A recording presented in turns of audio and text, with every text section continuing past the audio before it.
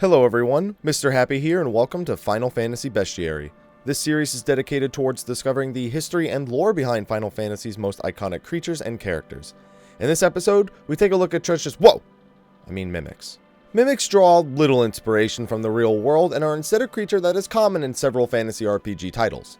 It's a simple creature, it disguises itself as a treasure chest, and upon players trying to open it, it will attack them instead. It's almost like a Venus flytrap equivalent of a treasure chest. Attract them, then trap them. This also means the mimic's appearance depends on the appearance of the chests in the game. When activated, they usually grow teeth or limbs, or sometimes transform into an odd-looking creature.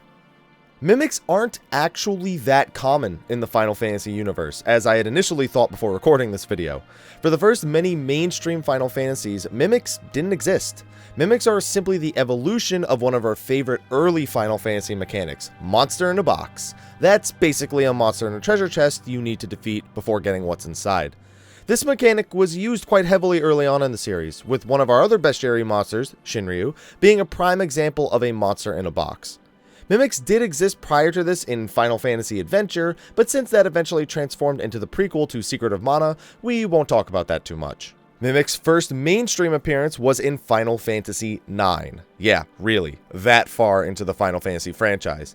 It appears in the mansion of Bermesia after opening a treasure chest. It's a low-level enemy that can summon an enemy called a Magic Vice, which can steal items from the party. It's not much of a first appearance, but it is the first of many. Next up is Final Fantasy X, where the Mimic appears in the Omega Ruins. You know, thinking about it now, it's probably intended that the Mimic, which is an evolution of the monster in a box, from which Shinryu is found in Final Fantasy V, who is enemies with Omega, is in the Omega Ruins. Just saying. Anyway, it appears here as a treasure chest that you occasionally encounter in battle alongside a Zorus. If the chest is actually a Mimic and you use Steel on it, it will transform into one of 4 copies of other fiends in the game, either a Ruminant, Machina, Zoo, or Basilisk. Each has various strengths and weaknesses, but all drop 50 to 100k gil depending on which abilities you have. It is possible to kill the Mimic before it transforms by simply killing the chest using Mug or other abilities, but this yields no reward.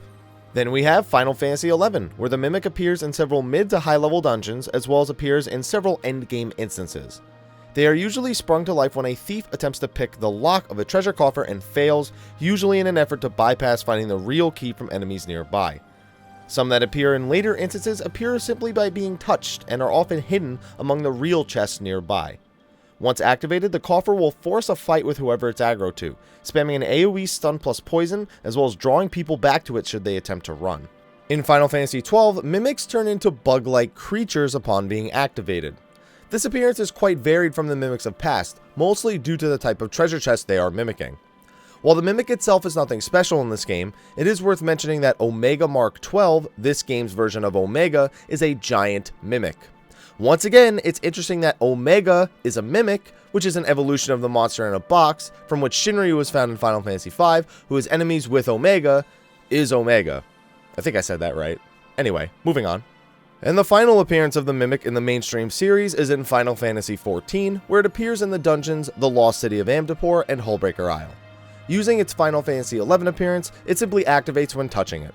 It doesn't have any meaningful loot, but the ones in Hullbreaker drop stone tablets which are needed to progress through the dungeon. On top of that, there is a Mimic non-combat minion available via a system known as the Hunt. Of course, the Mimic appears in some of the off-titles of the series as well, but I was surprised to learn just how infrequently the Mimic appears in the mainstream series. I mean, growing up, I did play a lot of Final Fantasy 9, 10, 11, 12, and 14 in particular, so perhaps that's why I felt I saw it a lot more often growing up. Well, at least none of them are as ugly as the ones in the Souls games. Those things are too spooky. Thank you for watching this episode of Final Fantasy Bestiary. Be sure to like, favorite, subscribe, and share, and if you want to check out the other videos in the series, be sure to click that little eye in the top right corner of the video to get to the playlist. You can also check out our partners and affiliates in the description of the video below, and of course, feel free to leave a comment with suggestions for future Bestiary videos. Anyway, happy Halloween, everyone. I'll see you in the next one, and until then, take care.